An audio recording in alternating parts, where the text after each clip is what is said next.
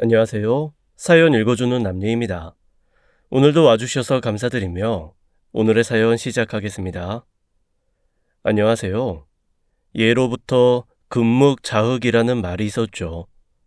먹을 가까이 하면 자신도 모르게 까매진다는 그 옛말을 톡톡히 겪은 30대 여자입니다. 저는 참 복이 많은 사람이었습니다. 어렸을 때부터 딱히 모자란 것도 넘칠 것도 없이 순탄하게 자랐거든요.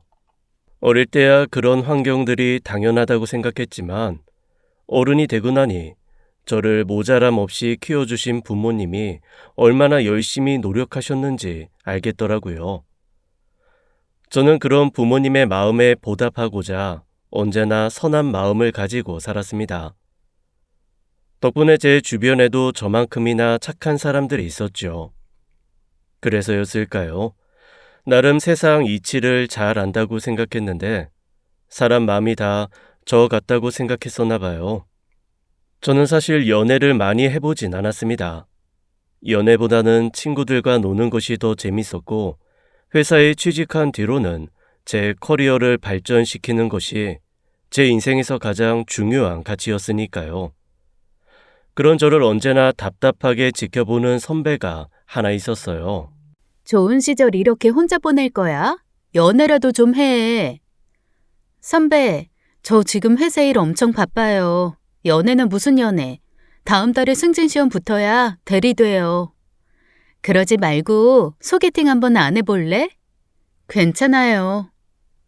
제가 괜찮다는데도 선배는 거듭 한 번만 나가보라며 정말 저와 잘 맞는 사람일 것 같다고 소개팅을 강하게 추진하였습니다.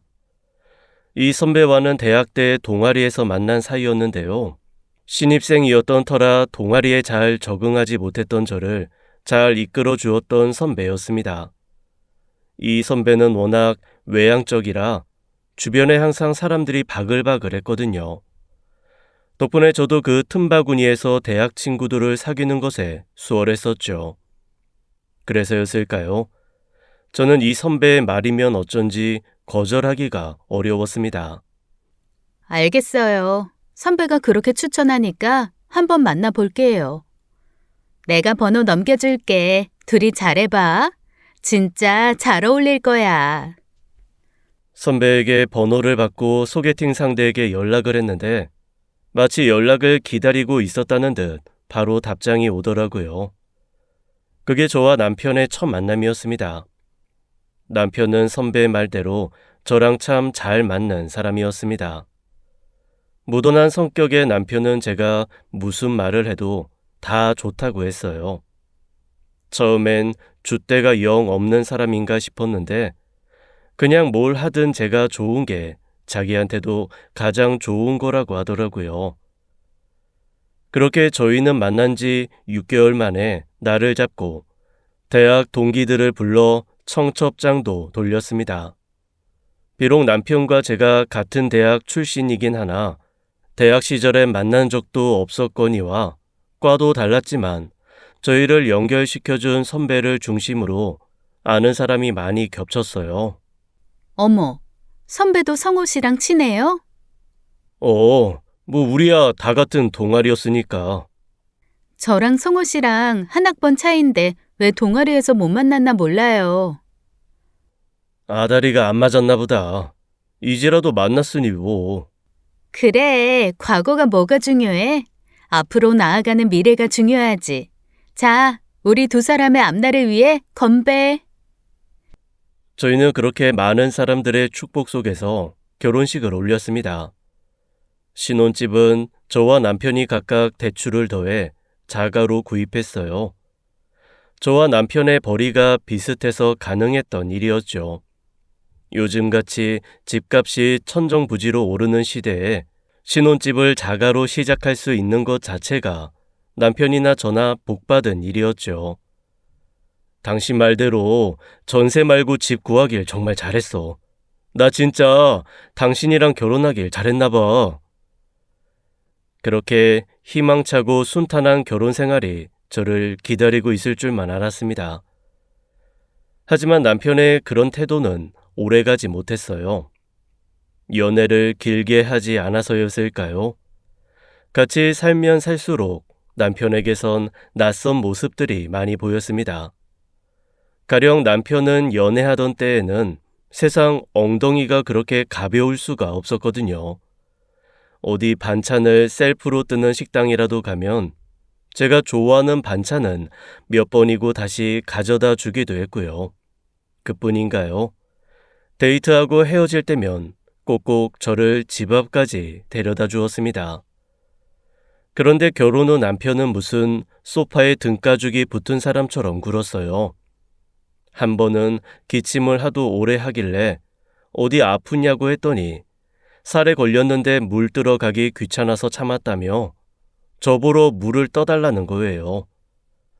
별거 아닐 수 있는 일이었지만 연애 시절 빠릿빠릿하던 남편과 비교하면 전혀 다른 사람 같았어요. 단순히 행동의 문제라기엔 왜 그런 거 있잖아요. 사람들은 비웃는 말이긴 하지만 여자의 촉이라는 그 말이요. 제가 남편에게 느끼는 이질감은 단순히 게을러져서 느껴지는 감정이 아니었습니다. 뭔가 결혼을 기점으로 남편은 정말 다른 사람이 된 것 같았어요. 게다가 또 성격은 얼마나 예민하고 까탈스러운지 신혼 완전 초에 남편의 짜증을 처음 본 저는 그저 당황스러웠습니다. 연애 때는 단 한 번도 짜증의 짜도 내지 않았던 사람이었거든요. 생선은 구운 거 아니면 안 먹는 거 몰라? 우리 같이 산 지 반년이 넘었다. 당신 그냥 내 취향을 기억하기 싫은 거 아니야? 무 깔고 양념해서 조리는 것보다 오븐에 넣고 굽는 게 훨씬 빠르겠다. 생선 조림 밀키트인데 어떻게 구워? 오늘만 먹어. 내일 다시 사서 구워줄게. 오늘 생선 먹고 내일 또 생선을 먹으라고? 아무리 우리가 맞벌이라지만 당신은 진짜 남편 먹는 거엔 전혀 관심이 없구나. 처음엔 그래. 요즘 회사가 힘든 모양인데 내가 맞춰주자라고 생각했거든요. 근데 곱씹을수록 어이가 없는 거예요. 아니, 자기만 힘든가? 저도 남편이랑 똑같이 어떨 때는 남편보다 더 오래 일하다 퇴근하거든요. 그런데 어느새 살림은 전부 제 차지고 남편은 손 하나 까딱 안 하면서 자기 마음에 안 드는 게 있으면 쥐 잡듯 잡고 화를 내는데, 아니, 제가 집에서 노는 사람도 아니고 저한테 바라는 게 점점 많아지기 시작했습니다. 하지만 마냥 참아줄 제가 아니었죠. 일찍 퇴근했으면 청소 좀 해놓지. 집골이 이게 뭐야? 나도 오늘 힘들었어. 힘들면 청소 안 해? 난 그동안 힘들어도 청소 빨래 밥 다 했어. 내가 오늘 야근하느라 늦으니까 청소랑 세탁기만 돌려달라고 했잖아. 진짜 귀찮게 하네. 뭐? 지금 뭐라고 했어? 남편은 저의 물음에 움찔하더니 더 대답하면 싸울 것 같았는지 방으로 쏙 들어가 버리더라고요. 저는 대충 거실에 널브러진 짐만 정리하고 로봇 청소기를 돌렸습니다. 그리고 씻고 나오는데 내가 지금 뭐 하나 싶더라고요. 행복해지려고 결혼을 했는데 결혼한 이후로 제대로 웃어본 적은 있나 하는 생각이 들었어요. 분명 남편과 결혼을 얘기할 때는 내 앞에 있는 미래가 반짝반짝 찬란하기만 할 줄 알았는데 말이죠. 물론 결혼은 환상이 아니라 일상이고 생활이라는 것 잘 알고 있지만 역시 가장 큰 문제는 남편이었습니다. 연애할 때처럼만 굴었으면 아마 우린 지금 단 한 번도 싸우지 않았을 수도 있어요. 연애할 때는 제가 하고 싶은 것, 제가 가고 싶은 것, 제가 먹고 싶은 것 위주로 맞춰줬던 남편이 입 싹 씻은 듯이 자기 중심적으로만 구니 저 역시 남편만 보면 신경이 날카로워졌던 거죠. 게다가 저는 회사에서 새로운 프로젝트에 투입되어서 매일매일이 정신이 없었습니다. 그렇게 회사에서 전쟁을 치르고 집에 돌아오면 집이 안정적이길 바랬는데 집에 가서 또 남편과 싸울 생각을 하니 집이 집 같지가 않더라고요. 그래서 일부러 더 늦게 야근을 하고 남편이 잘 때쯤 들어간 적도 있어서요. 그렇게 저와 남편 사이엔 냉기만 가득 흘렀습니다. 그러던 어느 날 남편을 소개해줬던 선배가 회사 근처라며 같이 점심을 먹자고 연락이 왔어요.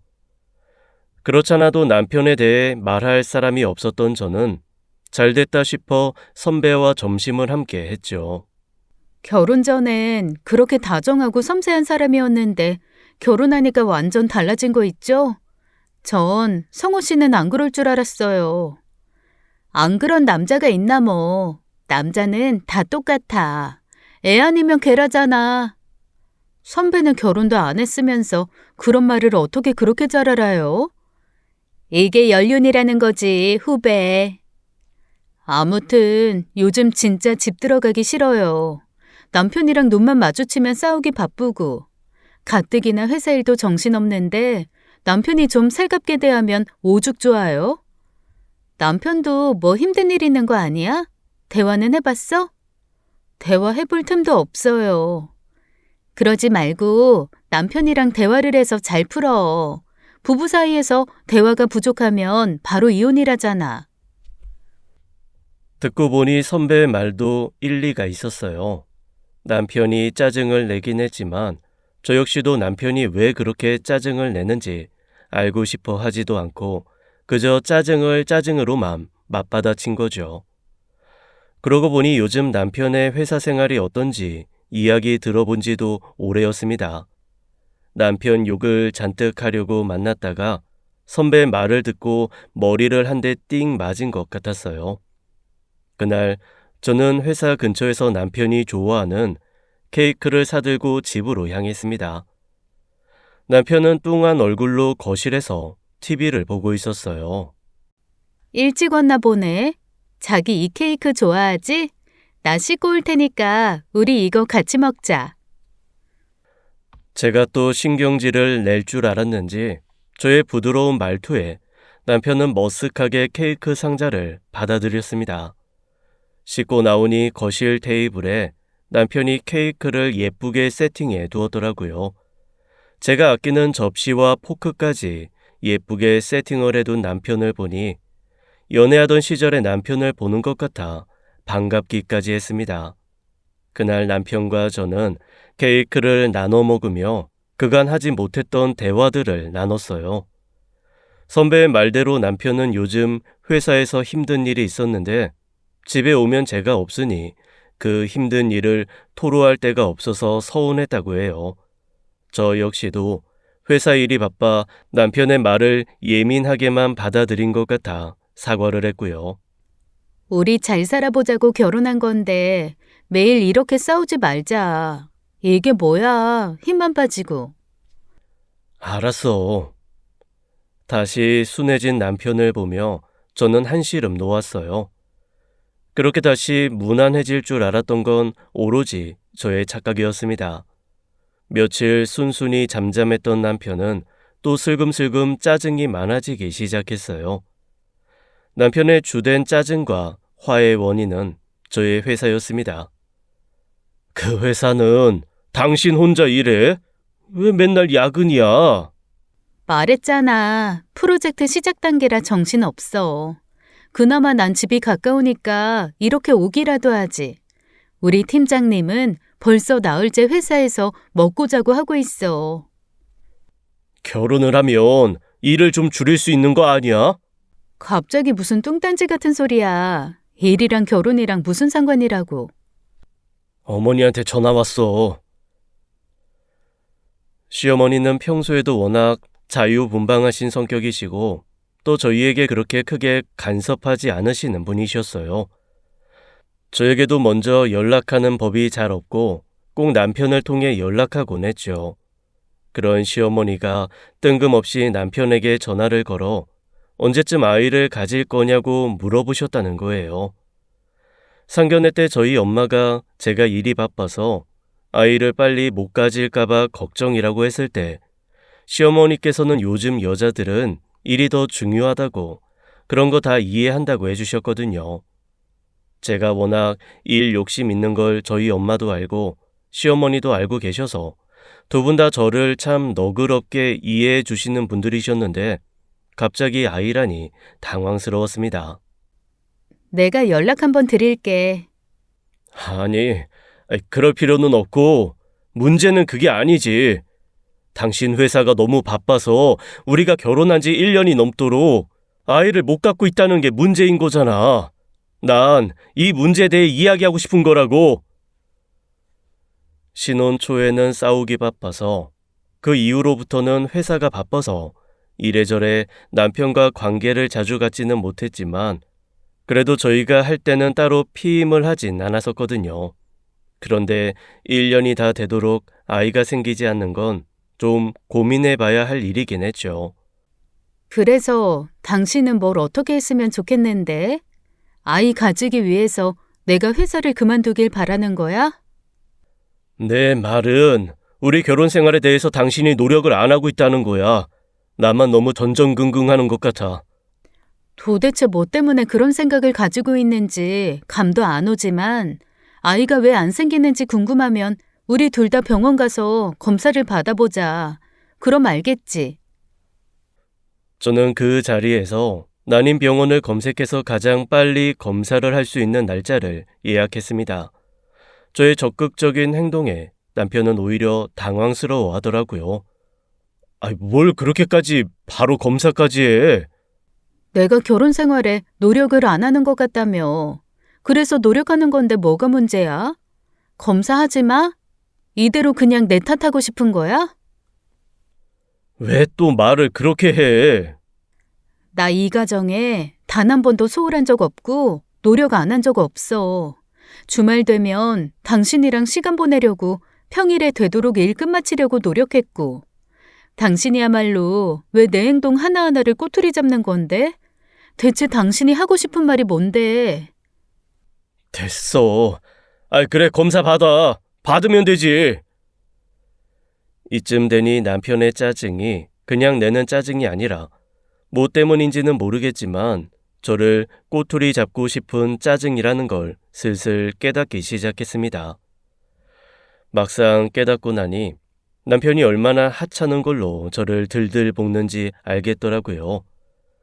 저희는 서로 바쁘기 때문에 웬만한 집안일은 가전제품의 도움을 많이 받으려고 식기세척기, 로봇 청소기, 건조기 등 다양하게 들여놔서 정말 조작만 해도 기본은 가거든요. 요즘 식기세척기 얼마나 잘 나오니까 사람이 손으로 하는 거랑은 비교도 안 되게 깔끔하게 되거든요. 그런데 남편은 뭐가 불만인지 손으로 직접 하는 게 낫다는 둥, 냉장고 청소를 안 해서 냄새가 난다는 둥, 무슨 시어머니도 안 하는 잔소리를 해대더라고요. 그렇게 못 견디겠으면 당신이 해. 왜 날 시키는 거야? 설마 내가 여자라서 우리가 맞벌이를 할지언정 살림은 내가 다 해라 그런 뜻이야? 아니, 꼭 그런 건 아니고. 그리고 우리 저번에 했던 난임 검사 나왔어. 나는 나이에 비해서도 정상이고 아주 건강하대. 때마침 검사지를 받아봤던 터라 저는 검사 결과가 나온 서류 봉투를 남편에게 건넸습니다. 문제는 남편에게 있었어요. 남편의 정자 수가 평균보다 훨씬 적어서 다른 부부보다 확률이 더 낮은 거였더라고요. 그래놓고 뭐 저한테 가정의 소홀하니 어쩌니 기가 막혔죠. 당신 논리대로라면 당신 때문에 우리가 아이 안 생기는 거니까 당신이 우리 가정에 소홀한 거네. 그치? 남편은 저의 따지는 말에 아무 대꾸도 못했어요. 누군 꼬투리 못 잡아서 안 잡는 줄 아는지. 수치상으로 명백하게 잘잘못이 가려진 서류를 남편은 휙 낚아채서는 서랍 깊숙한 곳에 넣어두었어요.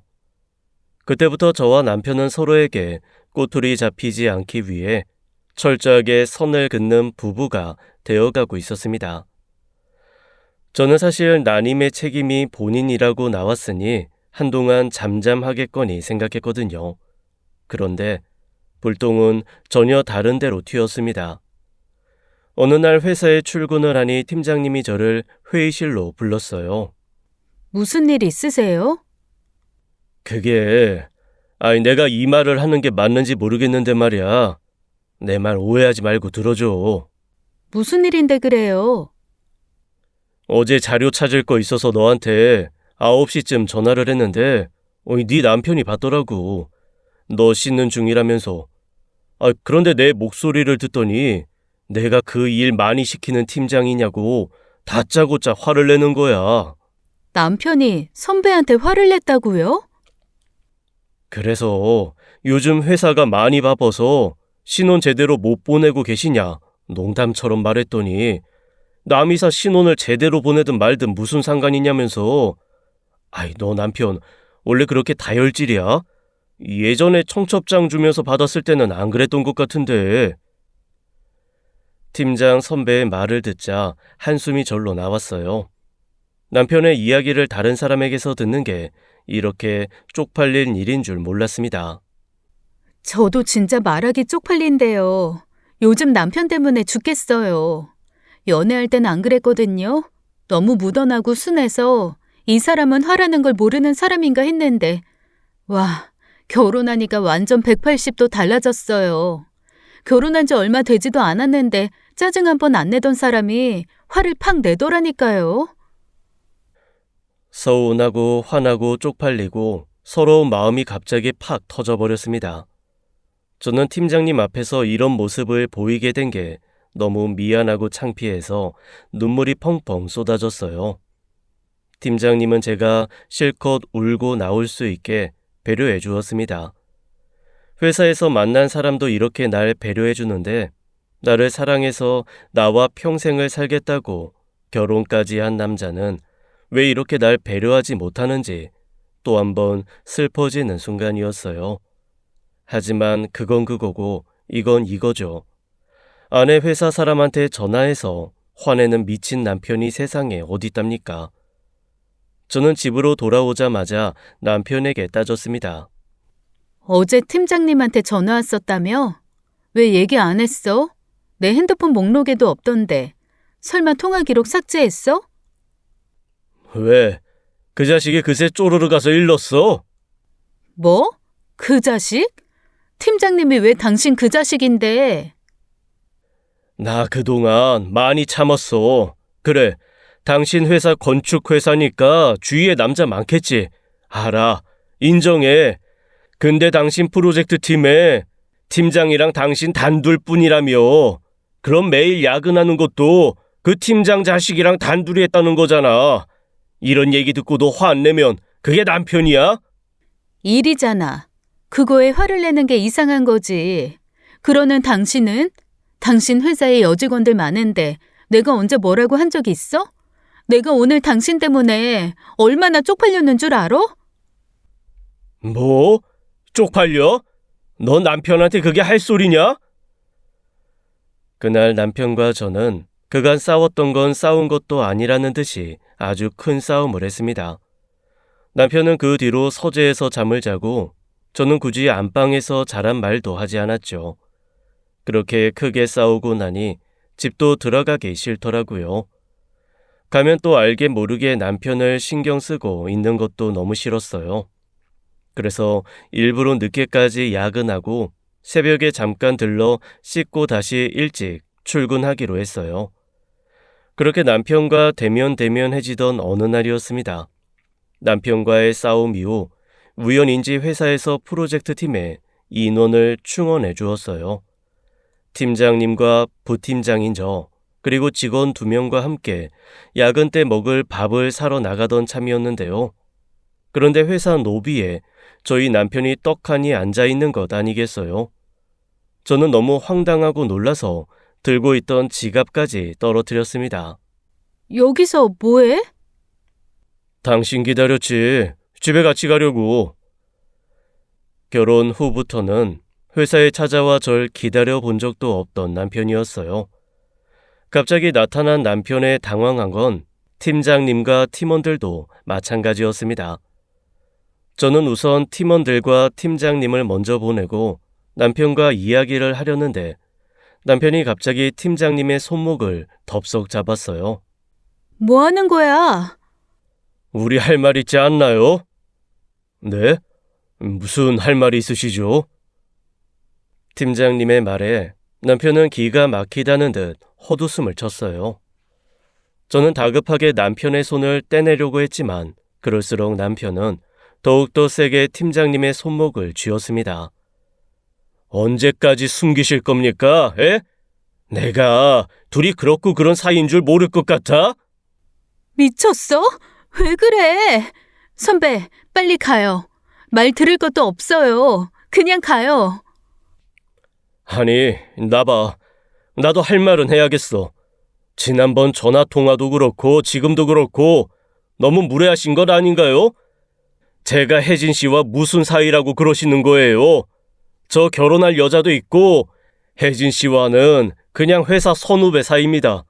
그동안 아끼는 후배 남편이어서 참았는데 이제 더 이상은 못 참겠네요. 못 참는 건 나거든. 결혼도 할 양반이 왜 남의 마누라를 집에 안 보내? 야근도 하루 이틀이지. 나도 회사 다니는 사람입니다. 매일 철야를 하는 게 말이 됩니까? 예? 제발! 쪽팔리니까 그만 좀 하라고! 구석에서 지켜보던 팀원들도 분위기가 심상치 않으니 말리러 달려왔어요.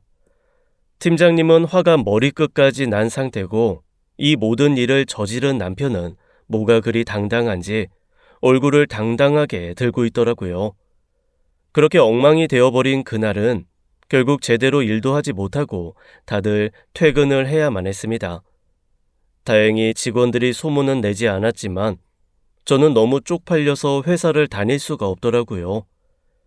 회사 로비에 있는 카페에서 팀장님과 면담을 통해 사직 의사를 밝혔습니다. 하지만 팀장님은 제 사직서를 받아주지 않으셨어요. 정신 똑바로 차려. 결혼했다고 퇴사한 여자 선배들을 생각해. 다시 복귀할 수 있을 것 같아? 너처럼 일 욕심 많은 사람이 집에 있을 수 있을 것 같아? 그게 아니라요. 너무 쪽팔려서 그래요. 선배님 보기도 쪽팔리고 애들 보기도 쪽팔려서요. 그럴 필요 없어. 넌 지금 이걸 쪽팔려 할 게 아니라 네 남편이랑 관계를 좀 진지하게 생각해 봐야 할 것 같아. 의처증도 보통 의처증이 아닌 것 같은데. 저는 우선 진정하고 며칠 휴가를 갖기로 했습니다. 몇 달간 과부하로 일한 상태라 더 감정이 격양된 것 같다는 이유에서요. 저는 그렇게 집에서 모처럼 쉬게 되었는데요. 오히려 쉬게 되니 정신이 더 또렷해지고 금방 판단을 할 수 있게 되었습니다.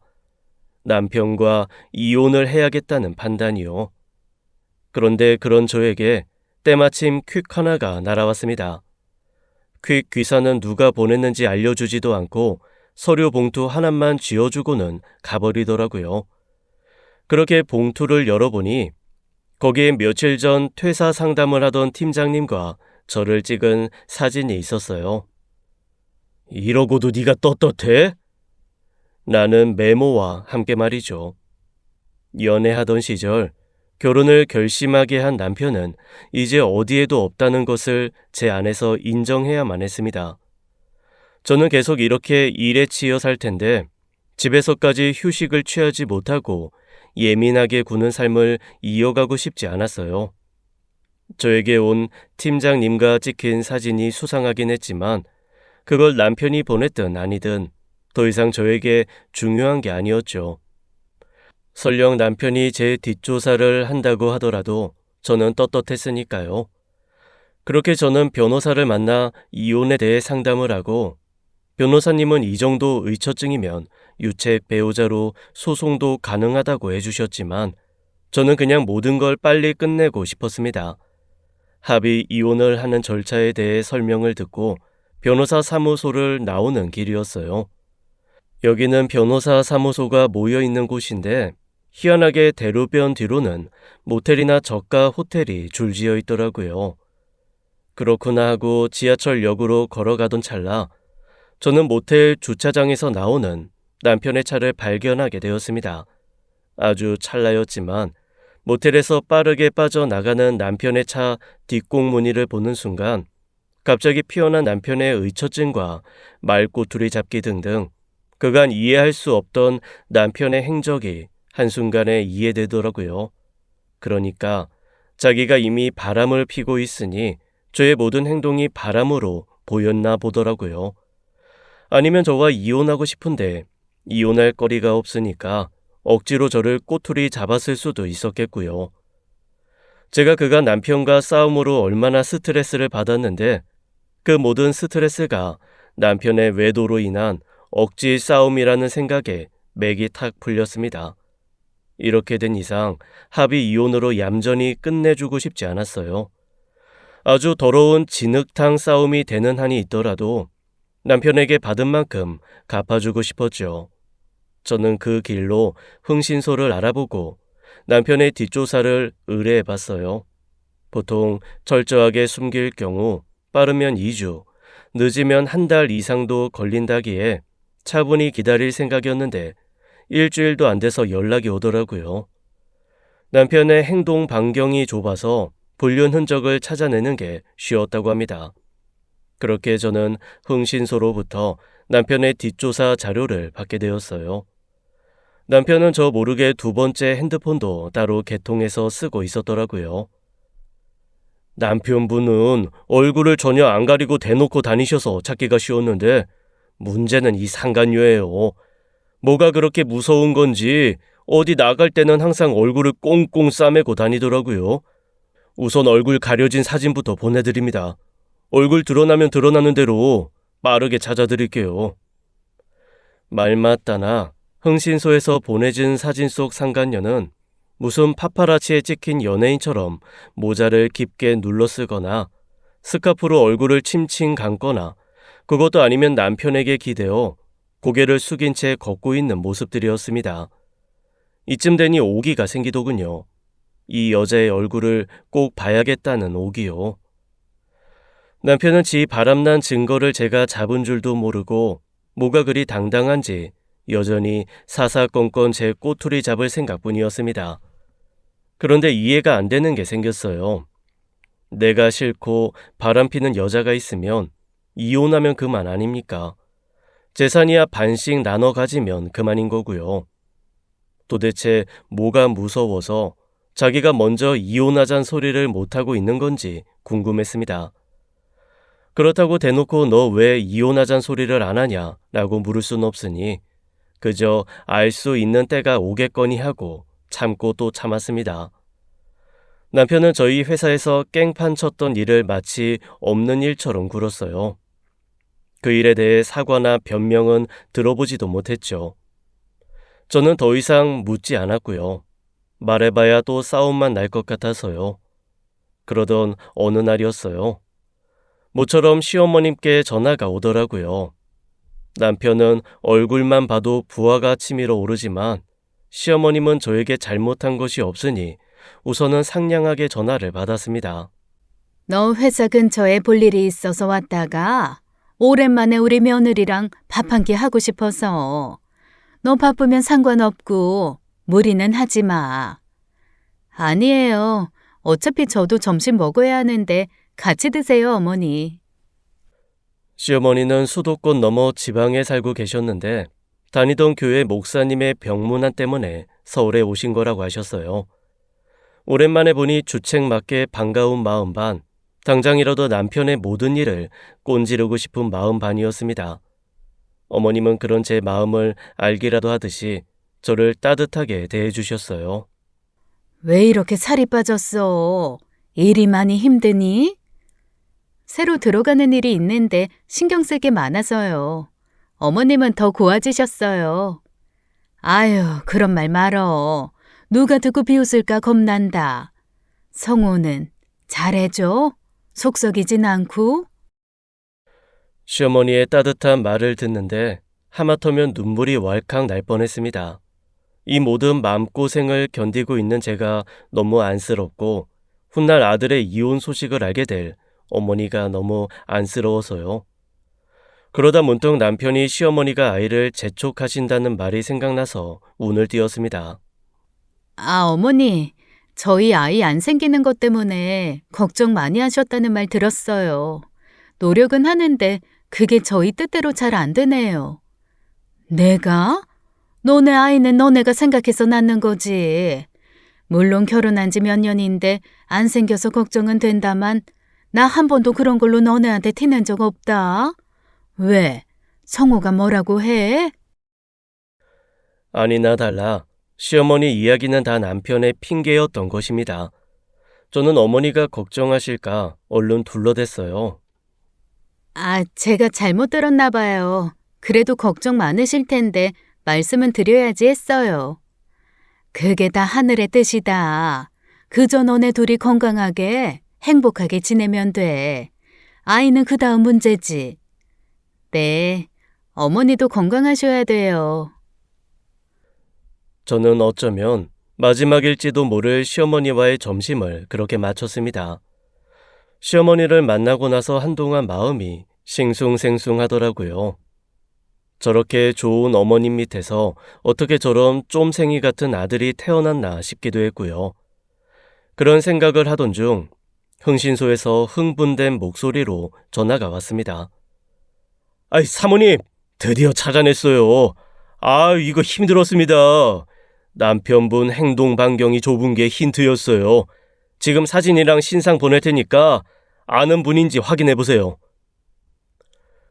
흥신소는 무슨 월드컵 골 넣은 걸 본 사람 마냥 흥분한 목소리인데 기분이 마냥 좋지는 않더라고요. 나는 이혼을 한 해 만에 하고 의뢰를 한 건데 싶어서 말이죠. 그리고 흥신소에서 보내온 사진을 본 저는 너무 놀라서 하마터면 소리를 지를 뻔했어요.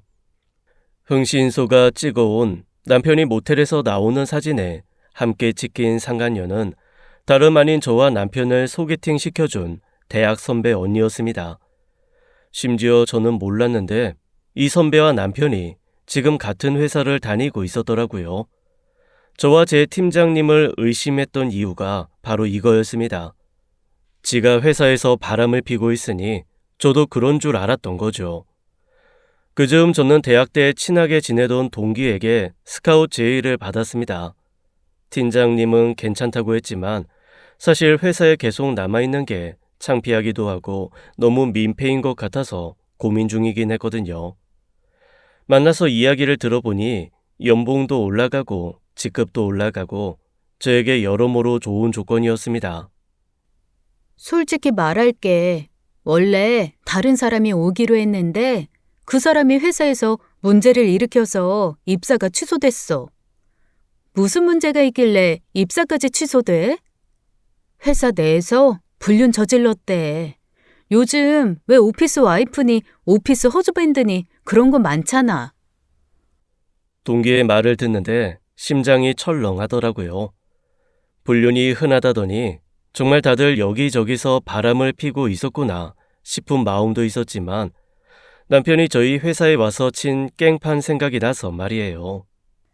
네가 솔직하게 말하니까 나도 솔직하게 말할게. 나 이직하려던 이유가 따로 있어. 무슨 일 있어? 좀 된 일이긴 한데 남편이 팀장님이랑 내 사이를 의심해서 회사에서 깽판을 친 적이 있었거든. 네 남편이면 성호가?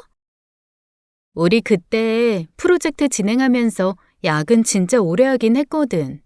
어느 날 다짜고짜 회사 로비에서 기다리고 있다가 우리 팀 보는 앞에서 팀장님한테 깽판을. 내가 그때 생각하면 지금도 얼굴이 화끈거려.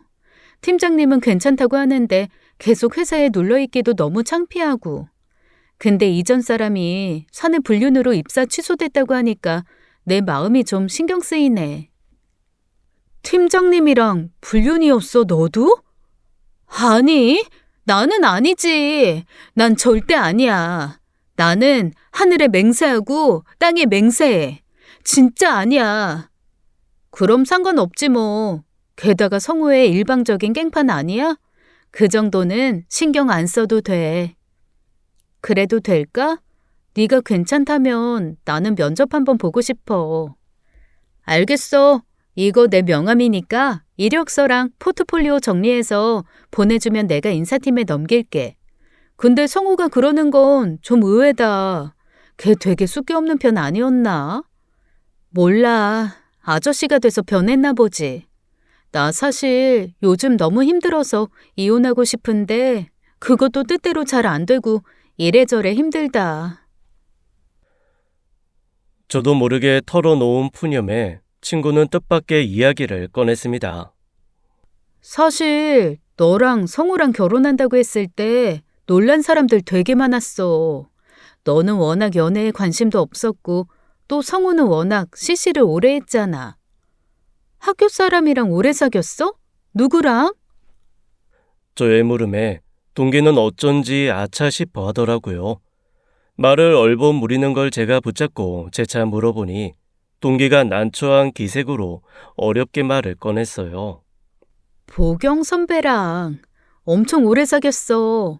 보경 선배가 성우 군대도 기다려주고 너는 과가 달라서 몰랐겠지만 나는 복수 전공해서 여기저기 아는 사람이 많았잖아. 엄청 유명했어. 보경 선배가 워낙 센 타입이니. 그런데 신입생 남자 하나 꼬셔가지고 이리저리 휘두르고 산다는 소문 많이 돌아다녔지. 보경 선배는 저와 남편을 소개팅 시켜준 지금 남편과 같은 회사에서 불륜을 저지르고 있는 바로 그 선배였습니다. 저는 너무 놀라고 당황스러워서 머리가 깨질 듯이 아파졌어요. 그러니까 자기랑 사귀었던 남자를 후배에게 소개시켜줘서 결혼까지 시켰다고요. 제 상식으로는 도저히 이해가지 않았습니다. 근데 너는 동아리 사람 아니면 과에 친한 사람도 얼마 없었는데 갑자기 뜬금없이 다른 과인 성우랑 결혼한다니까 다들 놀랬지. 나 보경 선배한테 성우 소개받았는데? 뭐라고? 선배가 너를 성우랑 연결시켜줬단 말이야? 그게 말이 돼? 네가 잘못한 거 아니고? 내가 잘못할 수가 없지. 선배한테 직접 번호 받아서 소개팅한 건데. 나 그때도 회사 들어간 지 얼마 안 돼서 일하느라 정신없었는데 굳이 나랑 잘 어울리는 사람이라고 소개시켜주고 싶다고 엄청 그래서 한 거였어. 얘, 이거 보통 일 아니다. 세상에 이게 무슨 일이야. 저는 너무나 혼란스러워지기 시작했어요. 선배가 센 편이긴 해도 여자 후배들한테는 당차고 의리도 있고 많은 사람들이 좋아하는 줄 알았거든요. 그런데 그 역시도 저의 착각이었습니다. 사실 동기를 포함해 다른 여자 동기들은 선배가 남자 후배와 여자 후배를 너무 차별해서 거리를 두고 있던 사람이 꽤 있더라고요. 내가 알기론 성우 졸업 논문도 그 선배가 써줬을걸?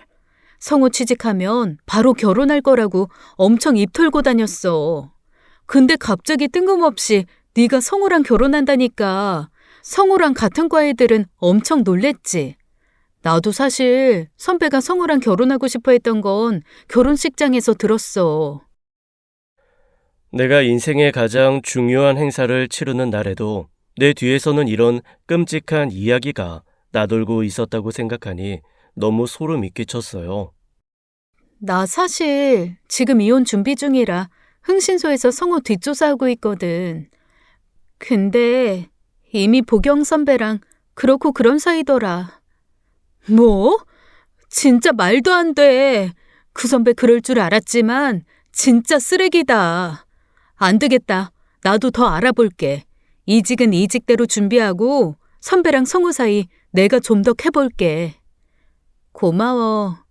그리고 나 이혼 준비인 거는 아무한테도 말 안 해. 이왕 이렇게 된 거니까 하는 말인데 나도 남편이 바람펴서 결혼 5년 만에 이혼했어. 네 마음 나 너무 잘 이해할 수 있어. 걱정하지 마. 비밀 꼭 지킬게. 친구의 말에 저는 그간 마음고생했던 게 생각나서 울컥 눈물이 쏟아졌습니다. 주책맞게 친구 앞에서 한참을 울었어요. 하지만 운다고 일이 해결되진 않죠. 저는 친구 말대로 이직 준비는 이직 준비대로 하고 이혼 준비는 또 따로 철저하게 시작했습니다. 저의 퇴사를 거듭 말리던 팀장님 역시 저의 속사정을 전부 털어놓으니 더 이상 잡지 않으시더라고요. 그래, 네 뜻 알겠어. 그동안 많이 힘들었겠다. 나 아는 변호사 있으니까 혹시 도움 필요하면 말해. 언제든 도와줄게. 사실 너 결혼하고 나서부터 항상 전전긍긍하면서 사는 거 볼 때마다 마음이 안 좋았어. 이 일 잘 해결되기 바랄게. 늘 저만 보면 꼬투리를 잡고 윽박을 지르던 남편을 상대하다 이렇게 저를 챙겨주는 사람들을 만나면 눈물부터 흘렀습니다. 그만큼 제 마음이 약해졌단 뜻이겠죠. 그렇게 저는 퇴사와 인수인계를 준비하던 중 친구에게서 연락이 왔습니다. 야, 그 인간들 아주 소문이 개차반이더라. 동기에게서 들은 이야기는 충격 그 자체였습니다. 사실 선배는 집안 환경이 그리 좋은 편은 아니었어요. 저는 자세히는 몰랐지만 거의 소녀 가장급이었다고 하네요. 대학 때부터 생활비 대출이니 money 잔뜩 받아서 다 집에 가져다 줘야 했대요. 취직을 해서도 결혼은 꿈도 못 꿀 정도로 선배의 부모님들이 선배에게 빨대를 꽂고 있었다고 해요. 그래서였는지 남편이 처음 시어머니에게 선배를 보여준 날 시어머니가 많이 화를 냈다고 합니다.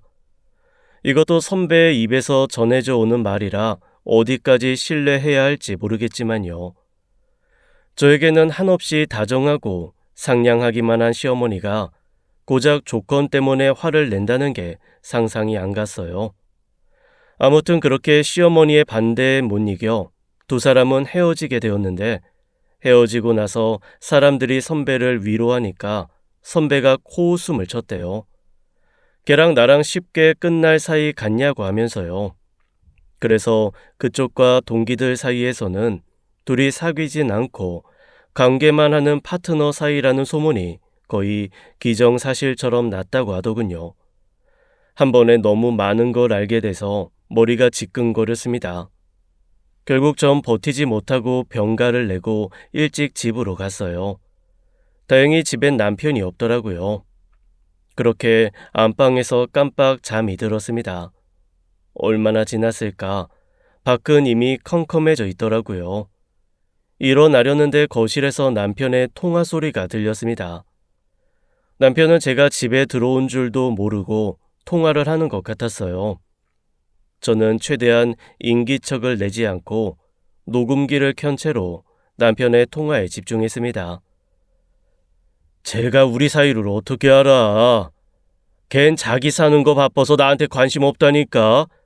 흥신소 같은 소리. 아이 쟤는 순진해서 흥신소가 뭐하는 데인 줄도 모를걸. 아 이상한 소리 좀 그만해. 요즘 진짜 왜 그래? 누나 나한테 집착하는 거 그거 병이야. 아내가 회사 그만두면 우리 아이 가질 거야. 이혼? 우리가 이혼을 왜 해? 누나랑 내가 잠 좀 잤다고 이혼하면 세상에 이혼 안 할 부부가 어딨어? 우리가 진짜 다시 사귄 것도 아니고 자꾸 그런 소리 할 거면 끊어. 남편의 말을 들어보면 남편은 선배를 아주 귀찮아하는 것 같았습니다. 남편이 거칠게 전화를 끊고 그 뒤로도 몇 차례 전화벨이 울렸지만 남편은 끝내받지 않았습니다. 사귀는 건 아니고 잠만 자? 그게 더 최악 아닙니까? 저는 흥신소에서 받은 증거들, 동기에게서 들었던 소문들, 그리고 방금 남편의 전화 녹음까지 모든 증거를 가지고 변호사와 거듭 상담을 하였습니다. 마음이 통하지 않더라도 육체적인 관계만으로도 이혼은 충분히 성립 가능하다는 답변을 받았지만 저의 근본적인 궁금증은 해소되지 않았죠. 바로 선배는 왜 나에게 남편을 소개시켜줬는지에 대해서 말이죠. 자기랑 사귀던 남자를, 아직도 좋아하고 있던 남자를 후배에게 소개시켜준 그 심정이 너무 궁금했습니다. 제가 원래 궁금한 건 못 참거든요. 그래서 정말 진지하게 선배를 만나서 물어볼까 하던 찰나에 마치 제 마음을 알고 있다는 듯이 선배에게서 연락이 왔습니다. 만나자는 말에 저는 이유도 묻지 않고 단번에 그러자고 했습니다. 안 만나줄 줄 알았는데 너무 쉽게 만나자고 해서 놀랐어. 제가 선배를 안 만날 이유가 있나요? 나한테 물어보면 될걸. 굳이 흥신소까지 붙여서 뒷조사를 하길래 나랑 만나기 싫은 줄 알았지. 선배의 비꼼에 저는 그저 황당하기만 했습니다. 제가 선배 뒷조사를 왜 하겠습니까? 제 남편 상간녀 잡으려고 흥신소 붙였는데 그 상간녀가 본인인 거지. 전 선배가 진짜 똑똑한 사람인 줄 알았는데 정말 멍청하시네요. 뭐? 제가 선배 뒷조사를 왜 해요? 저 선배한테 관심도 없어요. 그냥 제 남편이 바람피는 것 같길래 이혼할 때 증거로 쓰려고 흥신소 의뢰한 거예요. 근데 거기에 멍청하게 걸려든 상간녀가 선배인 것 뿐이지. 둘이 그렇고 그런 사이라는 걸 제가 무슨 수로 알겠어요? 저의 말에 선배는 얼굴이 시뻘개지기 시작했어요. 제가 진작 둘의 사이를 눈치채고 있는 줄 알았나 봅니다. 세상 그 어떤 사람이 소개시켜준 사람이 상간녀란 생각을 하겠어요? 제가 오늘 여기 나온 건 선배 상간녀랍시고 머리채 잡으려고도 아니고 사과 받으려는 것도 아니고 그냥 정말 너무 궁금해서 나온 거예요. 그렇게 제 남편이 좋으면 반대를 하든 말든 같이 살면 되지. 왜 저한테 소개팅을 시켜준 거예요? 당연한 거 아니야? 난 성호가 나랑 모르는 여자랑 평생 같이 사는 게 싫었으니까. 게다가 넌 내 말 잘 들었잖아. 평생 니들 옆에서 너네 어떻게 사는지 지켜보려고 그랬어. 선배의 대답은 징그럽기 그지없는 말이었어요. 저도 모르게 인상을 구기자 선배는 저의 표정이 기폭제가 되었는지 점점 격양된 목소리로 말했습니다. 성호는 원래 내 거였어. 걔가 대학교 입학 처음 했을 때부터 내가 데리고 모든 걸 가르쳤다고. 걔 음식 취향, 좋아하는 노래, 관계할 때 좋아하는 습관들까지 전부 다 내가 만든 거라고. 근데 고작 내가 집안 좀 안 좋다고 걔를 가질 수 없다는 게 말이 되니? 선배가 뭔가 오해가 있으셨겠죠. 저희 시어머니 정말 좋은 분이에요. 만약 시어머니가 선배를 정말 반대했었다면 그건 다른 이유가 있을 거예요. 그래, 양쪽 부모님 다 살아계시고 대학 다니면서 알바 한 번 안 해본 네가 뭘 알겠니? 너 내가 방학 때 알바하던 레스토랑에 동기들 우르르 끌고 와서 밥 먹은 적 있지? 내가 그날 얼마나 비참했는지 알아? 나보다 후배인 애들은 연말에 레스토랑 와서 하하호호 웃으면서 먹고 노는데 나만 쎄 빠지게 서빙하고 돈 벌어야 하는 현실을 네가 알긴 알아? 선배는 15년도 더 된 이야기를 하며 눈에 눈물이 그렁그렁 맺히기 시작했어요. 누가 보면 제가 상간녀고 선배가 본처인 꼴이 되어버렸습니다. 게다가 선배가 말했던 그날 저도 똑똑히 기억하고 있습니다. 선배가 아르바이트하는 레스토랑에서 단체 예약이 잡혔다가 갑자기 취소가 되는 탓에 말단 아르바이트생인 선배가 죄 없이 혼나고 있다길래 제가 동기들을 다 모아서 대신 예약된 메뉴들을 팔아준 날이었거든요. 대학생 치고 비싼 메뉴들이어서 친구들과 더치페이를 할 때 제가 더 많은 돈을 냈던 것도 기억합니다. 제 딴에는 선배를 도와주겠다고 한 행동이었는데 그게 그렇게 거슬렸나 봅니다. 선배가 힘들게 살고 제가 편하게 살아서 제 남편이랑 바람을 폈다고요? 말 같지도 않은 소리 하지 마세요. 내가 참을 수 없었던 건 성우는 내 거였는데 걘 내 말만 들었는데 결혼하고 나니까 너 말만 듣고 너만 믿더라? 내가 뭐라 하든 너랑 반대되는 말을 하면 걔는 단 한 번도 내 말을 들어주지 않았어.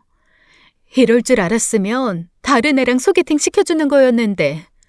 근데 너는 일 바쁘다는 핑계로 성우 늘 혼자 뒀잖아. 걔가 얼마나 외로워했는지 알아? 도대체 내 남편이 외롭든 말든 선배가 뭔 상관이냐고요. 됐어요. 선배가 나한테 왜 소개팅 시켜줬는지도 알겠고 왜 바람피고 싶어 하는지도 알겠으니까 이제 그만해요. 전 할 말 다 했으니까 가봐도 되죠? 그리고 저 이혼할 거니까 성우 같든지 말든지 선배 마음대로 하세요. 이렇게나 말이 안 통하는 사람인지 왜 진작 몰랐는지 그냥 넘어가려 했지만 마치 저를 상간녀 취급하는 선배를 보고 있자니 더 이상 참기가 힘들어졌습니다. 어떻게 복수하지 싶어서 곰곰이 생각하던 찰나 남편이 저에게 해준 것과 똑같이 해주기로 했습니다. 그간 모아놨던 증거들을 보기 좋게 정리해서 프린트한 뒤 남편 회사 로비로 찾아갔죠. 마침 퇴근 시간인지 회사 사람들이 우후죽순으로 쏟아졌습니다. 남편은 여자 직원들과 웃으면서 나오는데 그 직원들 사이에 선배도 있더라고요. 저는 남편 앞에 종이들을 쫙 뿌렸습니다. 어때? 똑같이 당해본 기분이. 난 쪽팔려서 회사도 이직하는 마당에 너도 쪽팔린 게 뭔지 한번은 당해봐야지. 안 그래? 남편은 흩뿌려진 종이에 있는 증거들을 보고 사색이 되었습니다. 제가 사진뿐만 아니라 글로도 정리를 해놨거든요. 그걸 주운 직원들이 읽고 수근수근 거리기 시작했어요. 헐, 대리님이랑 과장님이 이거 진짠가? 회사까지 와서 깽판 치는데 진짜겠지. 둘이 좀 붙어 다녔냐? 선배 역시 얼굴이 시뻘개져서 제가 뿌린 종이들을 주워 다니기 바빴습니다. 남편 역시 종이를 쥐고 부들부들 떨고 있었고요. 내가 그동안 이직 준비하느라 바빠서 이혼소장을 못 냈는데 내일 낼 거거든? 그러니까 이혼할 준비 단단히 해둬. 선배, 이제 됐죠? 성우 제가 버렸으니까 줍든지 말든지 마음대로 하세요. 그래, 우리 서로 사랑하는 사이야. 너만 없었으면 우리는 계속 사랑할 수 있었는데 너 때문에 우리가 이렇게 된 거야. 선배가 그렇게 소리를 지를 줄은 몰랐어서 조금 놀랐는데 제가 더 놀란 건 남편의 반응이었습니다. 지금 무슨 소리를 하시는 거예요? 저희가 무슨 사랑하는 사이예요? 그냥 대학 선후배 사이지. 대리님이 자꾸 저랑 제 아내 사이 회방 놓으니까 제 아내가 이러는 거 아니에요. 그만 좀 하세요. 네가 어떻게 나한테 이럴 수가 있어? 네가 어떻게? 이 상황에 사랑 싸움이라니 정말 제정신이 아닌 사람 같았습니다. 저는 선배와 남편이 뭐라고 소리를 지르든 말든 통쾌하게 뒤돌아 나왔습니다. 이런 행동을 하면 마냥 기분이 좋지만은 않을 줄 알았는데 통쾌하고 제 쪽팔린 과거도 옅어지는 기분이었습니다. 저는 변호사님께 전화해서 최대한 빠르게 이혼할 수 있게 절차를 준비해달라고 했어요. 때마침 스카웃 제의가 들어왔던 회사에 면접 합격 소식까지 듣게 되었습니다. 역시 제 인생의 걸림돌은 남편이었나 봅니다. 남편을 치울 생각을 하니 안 풀리던 제 일이 술술 풀리기 시작했으니까요. 집 근처에서 혼자서 가볍게 술 한잔하고 집에 들어가니 남편이 저만 기다리고 있었는지 현관 앞에 서 있더라고요. 나 지금 너무 피곤하니까 나중에 얘기해. 넌 맨날 이런 식으로 회피하지? 너만 피곤해? 나도 피곤해. 너만 일하냐고. 나도 회사 다니고 있어. 나도 힘들어. 그치만 이건 우리 문제잖아. 너가 무슨 생각하는지 모르겠지만 진짜 그런 거 아니거든? 아까 봤지? 그냥 누나 혼자 나 좋아서 난리치는 거야. 난 진짜 아무 감정 없어. 가뜩이나 큰일 치르고 와서 기운을 쭉 빼고 와서 너무 힘들었는데 남편이 이렇게 저를 괴롭히니 저는 정말 짜증이 나더라고요. 하지만 마음을 다잡고 핸드폰에 녹음되어 있던 남편과 선배의 통화를 들려줬죠. 아무 사이 아닌데 잠은 자? 잠은 자지만 아무 사이 아니니까 나보고 그냥 이해해달라고? 너 내가 선배랑 너랑 모텔에서 나오는 사진 몇 개나 갖고 있는지 알기나 해? 오늘 뿌린 게 다인 줄 알지? 아니야. 너무 많아서 다 프린트도 못한 거야. 헛소리로 나 농락할 생각 그만하고 이혼 준비나 해. 제가 바락바락 화를 내자 남편이 갑자기 제 앞에서 무릎을 꿇고 싹싹 빌더라고요. 한 번만 봐줘. 내가 바보라서 그랬어. 누나 말 듣는 게 아니었는데 자꾸 네가 날 안 사랑해서 회사에 바쁜 척하는 거라고. 나 귀 얇은 거 알잖아. 내가 등신 같아서 홀랑 넘어가서 그랬어. 진짜 미안해. 다시는 안 그럴게. 나 당신밖에 없어, 진짜야. 제 앞에서 한 번만 봐달라고 싹싹 비는 남편이 그저 한심스럽게만 보였습니다. 그냥 내가 빠져줄 테니까 둘이 행복하게 살아. 무슨 소리야? 우리 아이 갖기로 했잖아, 어? 당신 이직하고 일 좀 줄어들면 우리 아이 갖자. 나 운동도 열심히 하고 몸 관리 열심히 해서 좋은 아빠 될게. 그니까 선배랑 좋은 부모 되시라고요. 제가 사과를 받아줄 것 같지 않은지 남편이 갑자기 벌떡 일어나서 냅다 화를 내더라고요. 그 누나는 개뿔도 없는데 그 누나랑 같이 살아서 뭐해? 당신이나 되니까 우리 둘이 돈 합쳐서 이 정도 집에 사는 거지. 내가 그 누나랑 살면 그 집안 빨대밖에 더 되겠어? 당신은 내가 그렇게 살길 바래? 남편의 속물적인 말에 저는 남편이 징그럽게 느껴졌습니다. 이제 보니 시어머니가 반대하는 것이 아니라 남편이 선배와 헤어지고 싶어 했을 수도 있겠다는 생각이 들더라고요. 선배는 나랑 이혼하면 너랑 같이 살 생각에 꿈에 부풀어 있던데? 둘이 잘 얘기해봐. 다행히 이혼 절차는 어렵지 않게 진행되었습니다. 남편의 불륜 증거는 너무 차고 넘쳐서 소송이 수월하게 이루어졌거든요. 소송을 진행하는 과정에서 시어머니께 이혼을 알려야 할 때가 제일 마음이 좋지 않았어요. 이혼 사실을 숨길까 하다가 그간 저에게 잘해주셨던 시어머니에게 마지막까지 거짓말을 하고 싶진 않아서 그간 있었던 모든 일을 사실대로 말했습니다. 시어머니는 한참 동안이나 말이 없으시다가 뒤늦게 저에게 사과를 하셨어요. 내가 아들을 잘못 키워서 네가 힘들어졌구나. 미안하다. 그런 말씀 마세요. 그냥 인연이 아니었던 거죠. 근데요, 어머니, 뭐 하나만 여쭤봐도 돼요? 저는 이미 이혼하는 마당에 시어머니에게 정말로 선배의 배경이 안 좋아서 반대했던 건지 여쭤봤습니다. 어머니도 뭐 헤어지는 며느리한테 뭘 숨기시겠나 싶어서요. 그러나 어머니가 하시는 말씀은 너무 놀라웠습니다. 나도 그 아이 기억난다. 성호가 학교에서 자길 너무 쫓아다니는 여자애가 있는데 나보고 좀 말려달라고 해서 그건 성인들끼리 해야지. 무슨 엄마가 그런 걸 하니 하고 말았었는데 아마 성호가 내가 반대해서 안 된다고 둘러댔던 모양이야. 나는 사람 됨됨이만 보지 그 사람 배경은 아무 상관없어. 내가 널 좋아했던 것도 네가 배경이 좋아서가 아니라 너라는 사람이 좋아서였어. 그렇게 말씀해 주셔서 감사해요, 어머니. 아프지 말고 건강하세요. 그러니까 남편은 선배를 이용해 먹을 대로 이용해 먹다가 결혼할 즈음이 되니 선배의 배경이 마음에 들지 않아 엄마를 핑계로 헤어졌던 겁니다. 그걸 철석같이 믿은 선배는 저에게 열등감을 느끼게 된 거였고요. 이 모든 게 남편의 농간 때문이었다고 생각하니 저도 불쌍하고 선배도 불쌍해지더라고요. 저는 집을 위자료로 받고 깔끔하게 이혼을 마쳤습니다. 무사히 이직에도 성공했고요. 듣자하니 남편은 쪽팔려서 회사를 그만뒀지만 그때 그 깽판이 소문이 나서 이직에 어려움을 겪는다는 소문이 들렸습니다.